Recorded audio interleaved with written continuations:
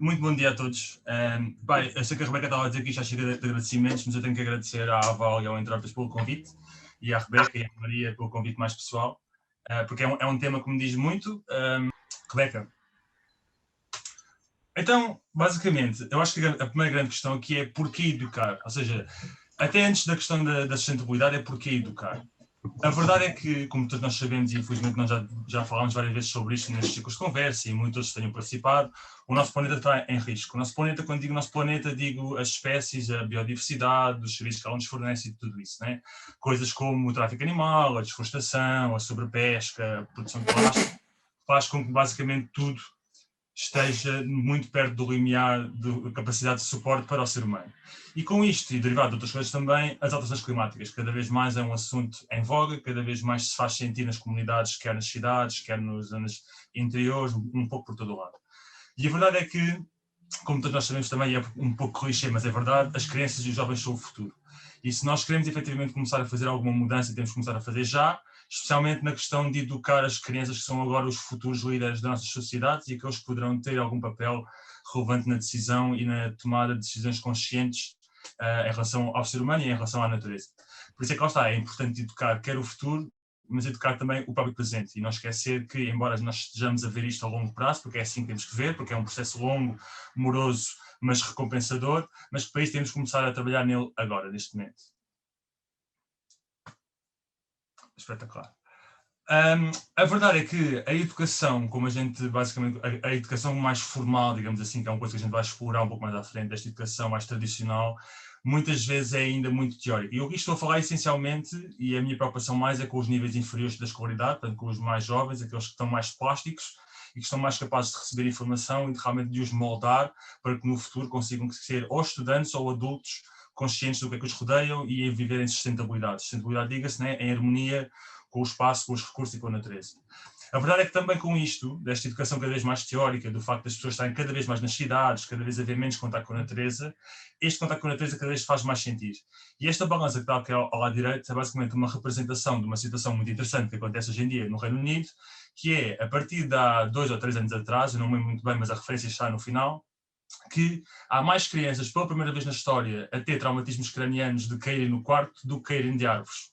Ou seja, desde sempre que os dados para o Reino Unido havia mais crianças com traumatismos por estarem na natureza, por caírem, por tudo isso, e hoje em dia começa a haver uma inversão, que é uma demonstração algo simplista, mas que é realista deste panorama de nós estarmos cada vez mais fechados, haver cada vez mais contenção, mais da parte dos pais mais proteção e faz com que eles não consigam explorar a natureza, que é uma coisa que está inerente em nós, não é? Porque se nós pensarmos como espécie humana, a espécie humana, o Homo sapiens, existe há 300 mil anos, e só há 12 mil anos é que começou a agricultura e começou uma maneira diferente de estar na natureza, porque até lá foi sempre aprendizagem prática, real e concreta com a natureza. Portanto, nós estamos muito ligados a esta componente que estamos, de uma certa forma, muito rapidamente a deixar para o lado e é importante nós não esquecermos. Esta questão toda do contacto com a natureza, Rebeca, basicamente faz com que hoje em dia seja já diagnosticado vários síndromes, nomeadamente o síndrome de déficit da natureza, que é basicamente um síndrome que reconhece que o contacto com a natureza, seja por uma parte de experiência, seja por uma parte até quase de influência dos micróbios, das bactérias que o próprio sol tem, por exemplo, são importantes para o nosso desenvolvimento. E cada vez há mais literatura científica que fala disto. Portanto, não só a nossa educação ainda continua um pouco teórica demais e com pouca abordagem prática, como também ainda muitas vezes põe de parte a parte da natureza. E lá está, e quando nós estamos a falar de sustentabilidade, nós estamos a falar da sustentabilidade de nós como ser humano como um elemento de um sistema muito maior e mais complexo que é a natureza, e por isso é importante nós termos essa consideração. Ainda para mais, nós estamos a formar basicamente jovens onde a saúde mental e a sua criatividade e a sua capacidade de aquisição de conhecimentos é diminuída como reflexo exatamente desta aprendizagem mais teórica e com menos contacto pela natureza. Espetacular, isto parece tipo magia. Mas a verdade é que ainda assim, a educação no mundo, se nós formos a fazer uma análise, isto basicamente é só desde o século XIX até hoje em dia, a educação no mundo tem evoluído de uma forma bastante positiva, não é? Ou seja, cada vez há mais alunos nas escolas primárias, cada vez há mais literacia, cada vez as pessoas sabem mais ler, tudo isso. Mas claro que aqui, e passo esta expressão, não é? Porque nós aqui estamos a falar sempre a nível do sistema tradicional, que a gente depois pode discutir se é o melhor ou não, mas estamos a falar aqui do sistema mais tradicional de níveis de ensino, primário, secundário, universidade, tudo isso. Né? Mas a verdade é que, aparentemente, cada vez há menos pessoas numa posição de não conseguirem, por exemplo, saber ler para ter acesso a alguns conhecimentos. Quando vamos para Portugal, basicamente, Beca, quando vamos para Portugal também observamos que há uma melhoria nestes níveis, quer ao nível do ensino básico, quer ao nível do ensino secundário, onde cada vez mais a taxa tem vindo a sofrer aumentos graduais, embora haja certos momentos onde ela vai relativamente abaixo, e isto tem a ver também com condicionantes sociais, económicas e históricas do período. A verdade é que na big picture da situação, a educação do ponto de vista global está a melhorar. Rebeca? Este é o gráfico do ensino secundário, que basicamente mostra um pouco a mesma coisa, mostra uma subida aqui desde os anos 60 até hoje em dia e continua a crescer. No entanto, próximo slide, Rebeca. Há uma coisa aqui muito interessante que é importante nós referirmos, que é a educação, como ela é, ou seja, como nós temos esta educação, que é basicamente ter o professor num pedestal a dar informação e o aluno de uma perspectiva passiva como receptor de informação e com pouco espaço para a crítica, faz com que, basicamente, o sistema de ensino se tenha mantido assim durante muito tempo. O nosso sistema de ensino já é desta forma, desde pelo menos do iluminismo, desde o século XVIII, onde esta característica de endoctrinação, digamos assim, foi estabelecida, embora tudo isto já venha também dos gregos e muito antes, mas a verdade é que desde essa altura e até hoje em dia nós cada vez mais nos especializamos em conhecimento, o que é bastante relevante, mas a verdade é que, do meu ponto de vista e da Rebeca, nós achamos que é importante haver cada vez mais conectividade entre temas, entre disciplinas, ou seja, já faz cada vez mais sentido que hoje em dia os alunos olhem para a realidade e tentem explicar com as ferramentas que têm, ou seja, que as disciplinas de ciências, disciplina de física, de matemática, de português, não sejam coisas separadas, mas sejam ferramentas que os alunos podem utilizar para compreender melhor a natureza. E um exemplo muito bom disto é esta imagem, que é uma imagem clássica que nós usamos, que é, se nós metêssemos um elefante numa sala e metêssemos 10 pessoas com vendas nos olhos e cada uma delas fosse apalpar uma zona do elefante, como vocês estão a ver ali, cada um iria dizer que o elefante é uma coisa diferente. Mas é simplesmente porque nós não estamos a ver a big picture, ou seja, não estamos a ligar as várias partes, os vários componentes, que eu aqui estou a escrever como disciplinas ou áreas do conhecimento, e que nesta casa da imagem podíamos definir como pessoas. Portanto, é sempre importante, e cada vez mais importante, visto que há muito conhecimento, conseguir conectá-lo para conseguir perceber a natureza, que é complexa, que não é preta nem branca, que não é um nem um zero, são uma gama gigante de cinzentos, e para nós conseguirmos compreender o nosso papel lá e como é que as coisas interagem, é fundamental que nós comecemos a estimular esta abordagem nas nossas crianças e os nossos futuros líderes. Passo-te, Rebeca. Ok, então, só antes de passar aqui para a minha parte, o Tó deu alguns exemplos do que é que se passa em Portugal a nível da educação, e eu tenho aqui num livro um estudo que foi realizado pela Skip, pela marca Skip. Tem algumas estatísticas interessantes e eu vou só ler aqui algumas que acho mais interessante para partilhar, só para termos assim um bocado o enquadramento do que é que se passa ao nível do tempo que as crianças passam ao ar livre ou não. E cerca de 70% das crianças portuguesas, este estudo é de 2016, ou seja, está quase atualizado, 70% das crianças portuguesas passam menos tempo ao ar livre do que os 60 a 120 minutos que o Alto Comissariado das Nações Unidas recomenda para os reclusos nas prisões. Por exemplo, as crianças portuguesas passam 40 horas semanais nas creches e nos infantários, que são mais 10 horas do que a média europeia. E nos últimos 20 anos, as crianças perderam em média 8 horas de brincadeira livre por semana. E posto isto, as conclusões assim que nós chegamos do que é que se passa nas escolas e na vida especialmente das crianças e dos mais novinhos, é que, como o Tó referiu, continuamos a ter uma educação muito teórica e abstrata, que é um pouco baseada em decorar conhecimentos para depois fazer um teste em que depositamos aquele conhecimento todo e depois já nos esquecemos. Aliás, quantas pessoas aqui se lembram de coisas que aprenderam na escola, não é? E também posso partilhar assim um bocadinho, vou partilhando assim algumas experiências que eu tenho tido, porque eu trabalho numa escola neste momento. E esta semana estive a ajudar crianças do segundo ano a fazer os trabalhos de casa. e às vezes eu tenho algumas dificuldades em fazê-los, ou seja, é para vermos o quão às vezes abstratas as coisas são e o quão nonsense, na minha opinião, são alguns daqueles exercícios. Além disso, também se sente muito esta falta do contacto com a natureza. As escolas estão cheias de betão e cimento e têm poucos espaços naturais onde as crianças possam brincar livremente. Assistimos a crianças cada vez mais como aos pais, e até hoje agora houve alguém que disse que eu estou completamente sem tempo e por isso ainda não vi mais nada. E eu sinto que estamos todos um pouco assim, e isso passa muito para as crianças.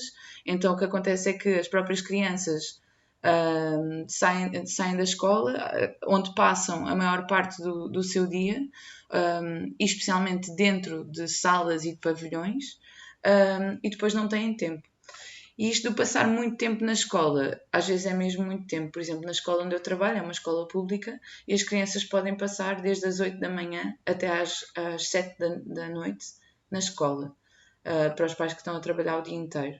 Isto são 11 horas por dia, em que muito do tempo não é apenas a parte curricular, também tem a parte extracurricular e de AEX e todo o trabalho que é o que eu faço, mas ainda assim é muito tempo na escola, por isso é bom tentarmos tornar a escola um ambiente mais seguro para aprender e para aprender de outras formas. Então, posto isto, passo a falar aqui dos vários tipos de educação que existem. Existe a educação mais chamada tradicional ou formal, ou seja, a educação tradicional é aquilo que nós vemos nas escolas, mas a educação formal é o tipo é um conjunto de metodologias que é o que é mais usado para transmitir conhecimento nas escolas. Embora aqui esteja, neste esquema, está a dizer que acontece mais nas instituições formais, mas também podemos ter educação não formal e educação informal neste tipo de instituições, e também é um bocadinho isso que nós queremos discutir e ver como. Tradicionalmente existe um facilitador ou um professor que está ali a debitar os conhecimentos, e espera-se que os formandos absorvam esses conhecimentos. E claro que a própria educação formal tem imensas vantagens, como o Tó estava a dizer, especialmente em termos de especialização, e mais à frente quando estamos a aprender coisas muito concretas. Também chega a muita gente, porque um só facilitador pode estar a dar a transmitir aqueles conhecimentos a várias pessoas em simultâneo, enquanto que se nós quisermos fazer uma educação mais não formal, que tem alguma estrutura, mas é mais baseada, por exemplo, em jogos, em dinâmicas de grupo, em pôr os alunos a trabalhar uns com os outros, a procurar coisas ligadas aos seus próprios interesses, é complicado ter um facilitador para, sei lá, 20 ou 30 pessoas. Aí já é necessário, às vezes, ter um acompanhamento mais próximo. E é isso que às vezes não existe condições para fazer, por exemplo, na escola pública. E também temos uma educação muito importante, que é a educação informal, que até é bastante menosprezada, que é o que acontece a toda a hora. Nós, às vezes, numa conversa de esplanada, aprendemos mais do que aprendemos na faculdade, e por isso também é importante referir. Apesar de termos um sistema que tradicionalmente está bastante formatado, já existem algumas alternativas, sendo que, por exemplo, temos os sistemas Waldorf e Montessori, que eu não vou perder muito tempo a falar, até porque não é uma área que eu tenha ainda explorado muito, e são basicamente sistemas que respeitam mais o desenvolvimento das crianças e o tempo de aprendizagem das crianças. Vou falar aqui um bocadinho do Agile e do Self-Directed Education, porque estou a trabalhar com umas pessoas na Grécia que estão a fazer uma escola que eu pus aqui até o site a passar, que se chama Escola Sem Fronteiras. E basicamente alguns dos princípios por trás desta educação têm a ver com a responsabilidade dos alunos na própria aprendizagem, nos conteúdos que eles querem explorar. Tem a ver com dar mais tempo mais tempo livre, os alunos terem tempo livre ilimitado, e este livro que eu estava aqui a falar há bocado também fala muito sobre a importância de brincar livremente e o quanto é que se aprende nas brincadeiras e porque é que é. E o quão importantes são, por exemplo, para o desenvolvimento motor das crianças. Este tipo de educação também faz uso de ferramentas e de materiais, inclusive materiais mais tecnológicos, e fazer um uso sensato da tecnologia é uma coisa importante que já vamos falar mais à frente. E propõe a mistura de várias idades, que é uma coisa que eu noto muito na escola, que eles estão sempre muito separados por idades e tradicionalmente nas nossas comunidades e tribos, e que já vêm de há milhares de anos atrás, nós sempre vivemos em comunhão com as várias idades e sempre aprendemos das pessoas mais velhas e das pessoas mais novas, que é uma coisa importante que também falta muito na escola. Propõe uma comunidade estável e que apoie essa educação e a existência de adultos que são mais, não tanto um professor tradicional, mas um professor que seja especializado em algum assunto ou que saiba muito de alguma coisa e que possa ser consultado conforme os interesses dos próprios alunos. E existem vários tipos de escolas, já existe um monte de metodologias. Existem, por exemplo, também as escolas democráticas que envolvem muito os alunos na tomada de decisões relativas à própria escola, ao espaço da escola, aos professores e tudo mais. Cá em Portugal temos algumas já escolas da floresta. Eu sei pelo menos de uma na zona de Leiria, acho que há uma que faz muitas coisas na Quinta das Conchas, que é super perto ali do nosso parque. E temos também no norte a Escola da Ponte, que já é bastante antiga e que se calhar nem muita gente conhece, é em Santo Tirso, e o que eles fazem é um ensino híbrido, um bocadinho relacionado com o ensino tradicional, mas que permite muito aos alunos de fazerem os seus próprios projetos, e é muito baseado nisso, nos projetos que os alunos constroem e que vão levando mais para a frente. Pronto, a parte do que se passa nas escolas, e as escolas na realidade são um bocado um reflexo da sociedade em geral, o que nós assistimos é, como já falámos, uma desconexão da natureza, uma falta de tempo e cada um na sua caixinha, muita individualidade, muita falta de cooperação e cuidado.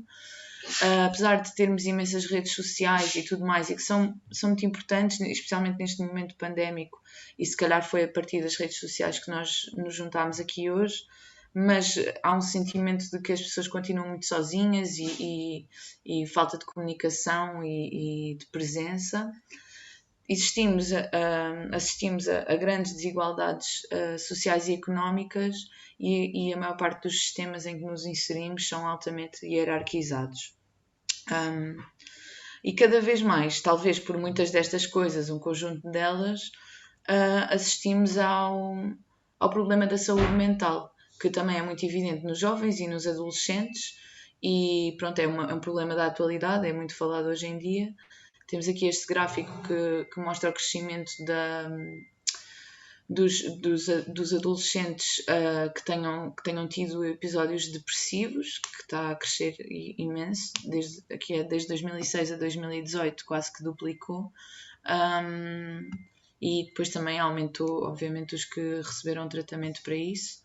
E eu, na escola, há imensas crianças que são medicadas para uma série de coisas e só para assim fazer uma chega, tipo, esta conversa não é tipo tirem as vossas crianças da escola e não lhes deem medicamentos nenhuns, ok? É só porque algumas coisas às vezes têm que ser muito bem pensadas, especialmente aqui em Portugal há uma tendência, não só nas crianças mas também dos adultos, de medicar e esperar que isso por si só tenha algum efeito.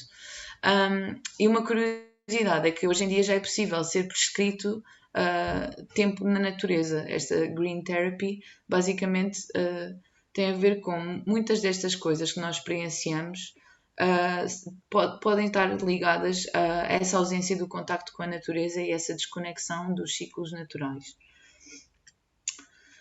Agora passando aqui um bocadinho mais sobre como é que nós podemos então passando um bocadinho mais para a parte prática, como é que podemos educar assim para a sustentabilidade. E basicamente Nós, nós devemos continuar a promover as experiências práticas e o aprender a fazer e aprender através da observação, e isto especialmente porque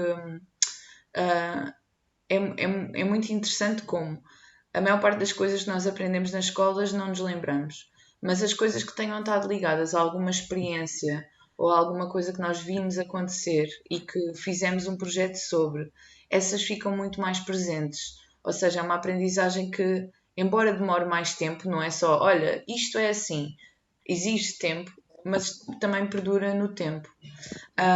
Aqui também é muito importante o papel da recompensa, ou seja, que para haver essa aprendizagem, muitas vezes, e até são reações químicas que acontecem no nosso cérebro quando nós nos sentimos recompensados e bem-sucedidos, que nos levam a querer aprender mais e continuar. E, por exemplo, nós temos o exemplo das plantas a crescer, e porque é que o ponto a seguir diz que os espaços naturais permitem esta experimentação e esta aprendizagem transdisciplinar em que estamos a aprender sobre a natureza, sobre emoções, sobre uma série de coisas em simultâneo, mas com as plantas esta recompensa acontece muito, não é? Que nós semeamos alguma coisa, plantamos alguma coisa, temos que cuidar, temos responsabilidade e no final essa planta vai dar as colheitas de volta. Isso é uma forma muito palpável e é uma escala muito perceptível que nós temos de perceber que o esforço é recompensado. Também propomos aqui uma aprendizagem com os padrões e ciclos naturais, com a observação da natureza e depois estes dois últimos pontos. Hoje em dia as crianças, especialmente na escola vejo muito isto, já estão super, tipo, sabem mexer nos iPads e nos iPods melhor do que a maior parte dos adultos, ou seja, eles crescem neste mundo. E eu acho que é importante uma visão de, ok, não é proibir, não é dar o telemóvel quando a criança está a chorar, não é? Que é o que acontece muitas vezes, mas também não é proibir o uso, porque eles, especialmente se é proibido, fica sempre mais interessante e depois também pode ser usado de uma forma muito positiva. Um exemplo que eu tenho no outro dia foi que mostrei um vídeo sobre as redes de fungos que existem debaixo do sol e como é que as árvores comunicam entre si e tentei fazer um pouco uma alegoria entre isso e a forma como as pessoas se relacionam e mostrei-lhes o vídeo e eles ficaram tipo, uau, yeah, as crianças, as árvores falam e não sei o quê, e adoraram. Ou seja, também é usar estas ferramentas que existem de uma forma que seja produtiva e positiva para eles. E depois eu tenho andado aqui a focar muito nas escolas, porque também é a realidade em que estou mais presente e que trabalho. Mas além das escolas, nós podemos usar os espaços naturais e especialmente das hortas e as florestas, que é o que nós estamos aqui a falar mais, como espaços de reabilitação social. E uma ideia que eu e o Tó estávamos aqui a conversar enquanto fazíamos a apresentação é muito usar isto para dar ferramentas a pessoas, por exemplo, ex-reclusos ou a pessoas que estejam em processo de reabilitação social, quer seja ex-toxicodependentes ou vítimas de algum tipo de maus tratos, quase como uma terapia, e se calhar também é uma coisa que podemos levar depois para a discussão. E agora, se calhar falar aqui um bocadinho de uma ferramenta que nós temos usado muito para a educação e em geral na vida, que é a permacultura, e especialmente porque a permacultura propõe um pouco o uso do conhecimento ancestral em conjunto com as tecnologias mais atuais. E tem estas três éticas que são cuidar da terra, cuidar das pessoas e cuidar do futuro, que eu acho que se aplicam muito à educação, né? É preciso explicar porquê. E tem 12 princípios que eu acho que em qualquer transmissão de conhecimentos ou até noutras áreas são sempre importantes ter em mente. Por exemplo, temos o observa e interage, pratica a autorregulação e aceita feedback, integrar em vez de segregar, usar e valorizar a diversidade, procurar soluções pequenas e lentas, ser criativo e responder às mudanças com criatividade.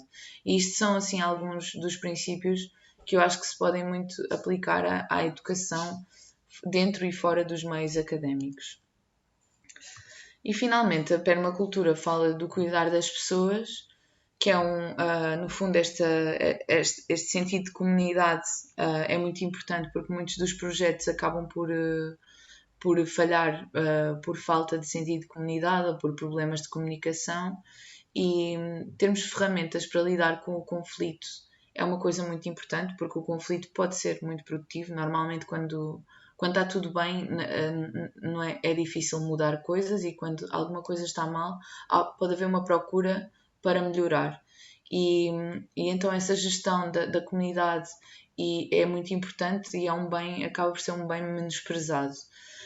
E para isto, as redes de suporte são muito importantes, ou seja, ligar as pessoas, pôr as pessoas a falarem em contacto, porque acho que sozinhos não vamos a lado nenhum, e é sempre mais produtivo falarmos. E, por exemplo, um exemplo muito básico é que esta apresentação, se tivesse sido o Tó a fazer ou se tivesse sido eu a fazer individualmente, seria uma coisa totalmente diferente, provavelmente, e acho que a junção das duas ideias está a ser muito mais produtiva. E só que antes de passar a palavra ao Tó, tenho aqui um provérbio chinês para ler, que é sobre a importância da comunidade, e diz: para planear para um ano, podemos plantar milho. Se queremos planear para 10 anos, plantamos uma árvore. Mas se queremos planear para 100 anos, educamos a população. E assim passo a mensagem ao Tó de novo. Obrigado, Rebeca, obrigado.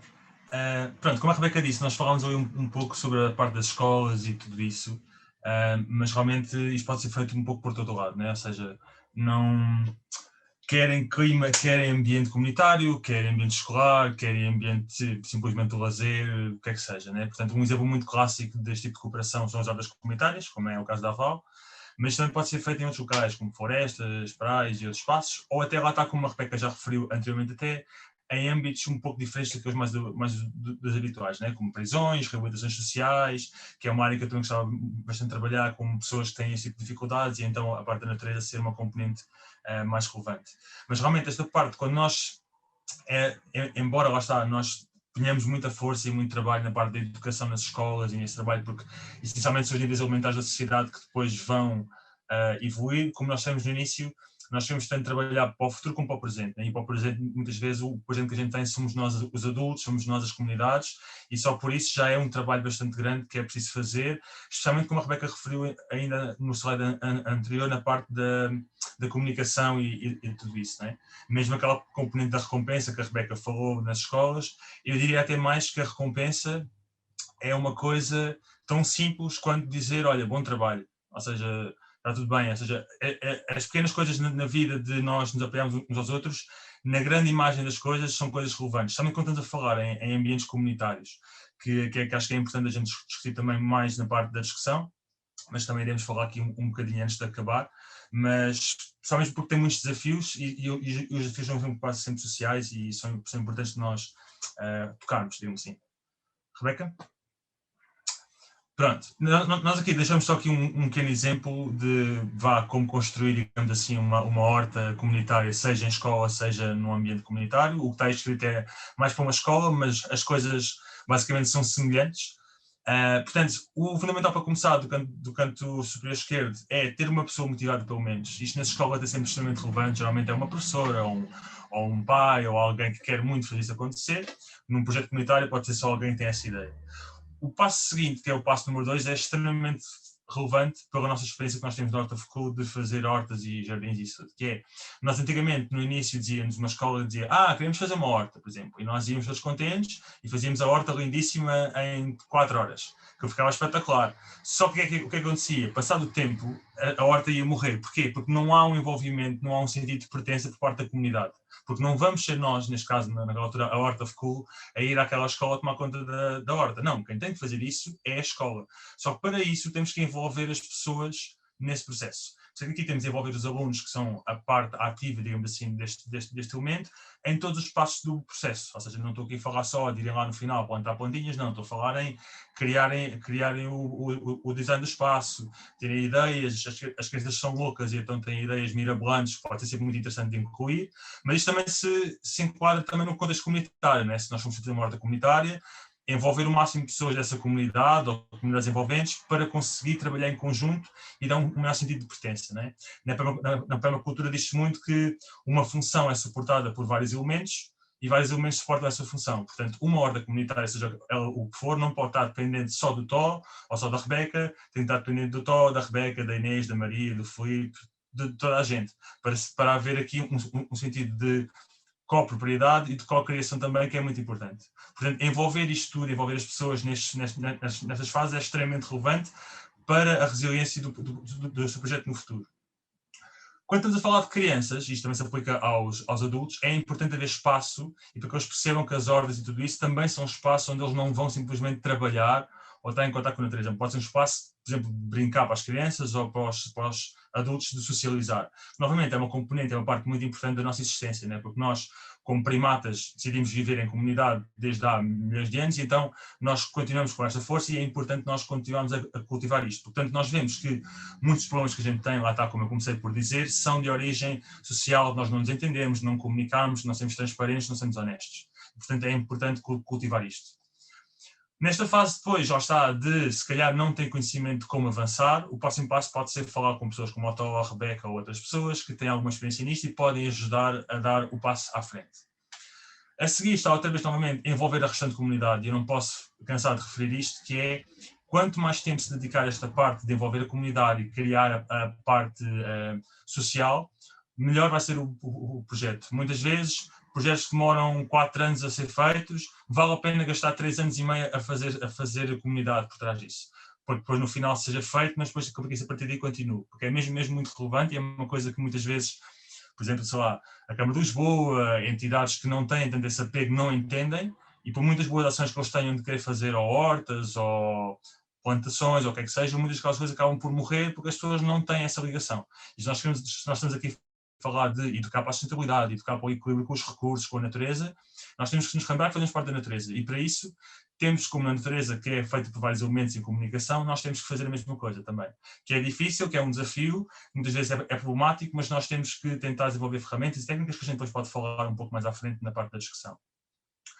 Uma forma também basicamente, de englobar isto e de trazer um pouco mais esta ideia de contato com a natureza é através da economia circular, seja ela de forma força, seja ela através de compostagem, seja ela através de reciclagem, seja de conexão com a origem dos recursos, não é? Porque nós, lá está novamente, vivendo nas cidades, muitas vezes já temos pouco apego ou pouca relação com onde, não é? Quer dizer, cada vez temos mais, mas a verdade é que fisicamente há um distanciamento grande entre o que é que está a acontecer para eu comer esse bife, para eu ter aquela planta, para eu ter tudo isso.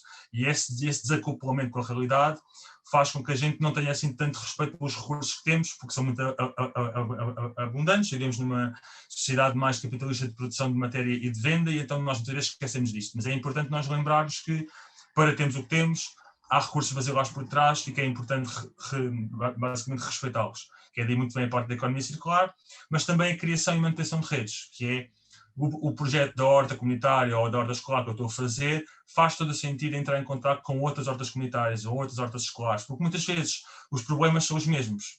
E muitas vezes nós temos inércia de movimento para fazer alguma coisa, de resolver algum conflito, alguma coisa, quando se calhar já houve outro grupo que passou por isso e pode partilhar essa experiência. E novamente lá está, eu vou estar sempre a reforçar isto até ao final desta apresentação, parte social, comunicação, pessoas. Porque isto, por muito que a gente esteja aqui a falar da natureza e de tudo isto, nós estamos aqui a falar de tudo isto e estamos com os problemas por causa das pessoas, né? Porque se as pessoas desaparecessem todas do mundo, a natureza ia continuar a fazer como sempre fez, ia arranjar as suas relações, ia se desenvolver e tudo isso, né? Mas se nós queremos ser um elemento não invasivo na natureza e mais um elemento que lá está, temos que ter isto em conta. Depois disto tudo, lá está, de criar redes, ter um design, ter isto tudo, é a altura de fazer acontecer, né? Pronto. E para variar, depois de fazer acontecer, vem o que é outra vez? Comunicação, né? Basicamente eu pus isto para aí 4 vezes aqui. Mas é mesmo importante isto, ou seja, é mesmo importante comunicação, treinar dinâmicas de resolução de conflitos, fazer fóruns de conversas, explorar abertamente certos temas que às vezes são críticos e que fazem com que os projetos vão abaixo. Porque, eu não sei se vocês sabem, mas havia um estudo há uns anos que dizia que 90% dos projetos comunitários desaparecem sempre pela mesma razão, que é a parte social. É pessoas chateadas umas com as outras, e depois as pessoas não resolvem as coisas, e depois essa pequena sementezinha vai crescendo, e a malta separa-se. Quando é uma pena, quando muitas vezes, se não sempre, a motivação e a ideia é a mesma, né? Estamos a trabalhar por uma coisa em comum, mas simplesmente como nós temos os nossos egos, os nossos problemas e não queremos resolver isso, acabamos por colapsar um projeto que podia ser bonito. E por isso é que vale a pena esse esforço todo, vale a pena tentar o integrar em vez de segregar, que é uma coisa da permacultura, por muito difícil que seja, claro que não vamos baixo ao limite para não gastar a nossa energia e o nosso tempo todo, mas vale a pena sempre tentar fazer isto, porque somos uma comunidade diversa, como é a natureza também, nós somos todos iguais, somos todos diferentes, temos todas ideias diferentes, vontades diferentes, histórias diferentes, mas que vale a pena integrar no mesmo conceito. Nota final nisto, lá está, que é tal coisa, né? Muitas vezes isto acontece, ou quase sempre, as coisas correm mal. Pronto. As coisas correm mal, mas tem que se lembrar que é como na natureza. Na natureza também existem elementos que são disruptivos, há elementos que estão lá para para criar agitação nos sistemas e para basicamente deixar de estar naquele equilíbrio, e nós como grupo temos que responder a isso de uma forma construtiva e criativa e não deixar-nos influenciar por as chamadas energias negativas que muitas vezes aparecem nestes projetos, quer por frustrações pessoais, quer por frustrações de relações, o que é que seja. Portanto, isto para dizer que é normal que isto aconteça, malta, que se vocês nunca fizeram ou se vão fazer, é normal que isto aconteça, não vale a pena desmerecer, porque isto faz parte da natureza humana e da natureza, e que novamente redes, falar com pessoas, partilhar, é a maneira da gente conseguir levar isto mais para a frente. Ok? Rebeca? Não viste o nacional, né, Rebeca? Aí está. Viste, ok. Pronto, nós já estamos aqui a alongar. Está bem. Pronto. Pronto, já para irmos para a parte da discussão e da conversa, que acho que é mais interessante, já estamos a falar para aí há 40 minutos, que eu disse que isso é curtinho, mas pronto, só eu começo a falar num salário e isto nunca acaba. Mas acho que há duas mensagens aqui importantes de reter no final, antes de passarmos para a parte da discussão, né?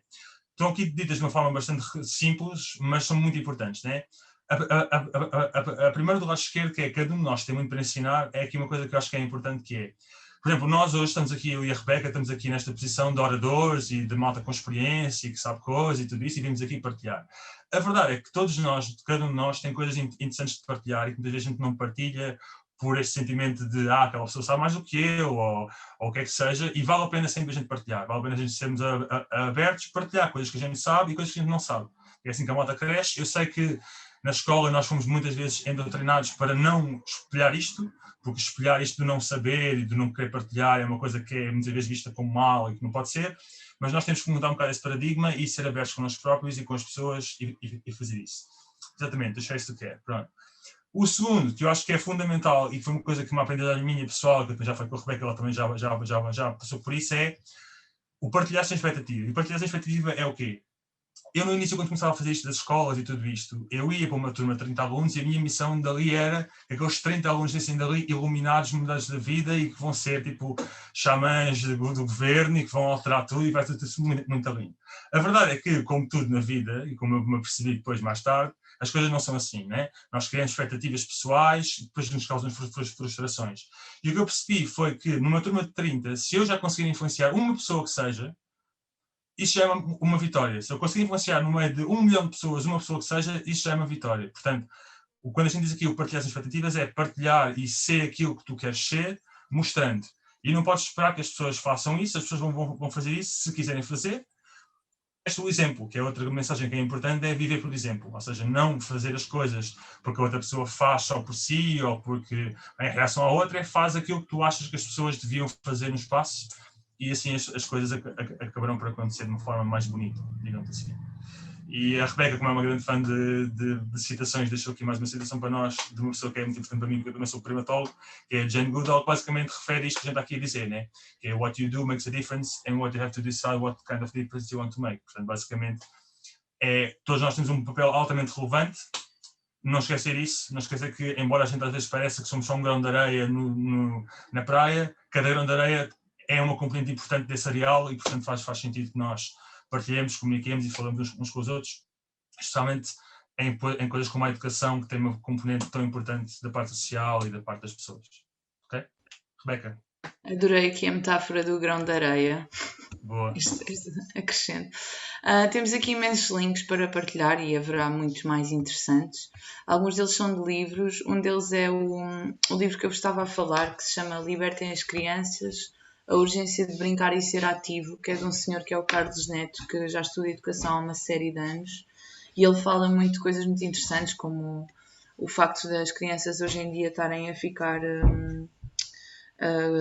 da questão do analfabetismo motor, porque nós não aprofundámos aqui muito na apresentação, mas a importância de envolver o corpo, porque a aprendizagem e a educação não é só aquilo que nós aprendemos de história ou de matemática, mas também tem a ver com o nosso corpo e com a atividade física. Tem aqui em baixo alguns links sobre estas escolas assim mais alternativas que falámos. Temos uns links sobre aqui alguns documentos que nós temos da Horta School mais ligados à parte social, que é um artigo e aqui um documento sobre a comunidade que conseguimos desenvolver com a nossa ação, e por isso depois a gente pode passar isto de alguma forma, talvez no próximo e-mail ou assim. E é isto, muito obrigada. Vou parar aqui de partilhar a tela e abrir a conversa a perguntas.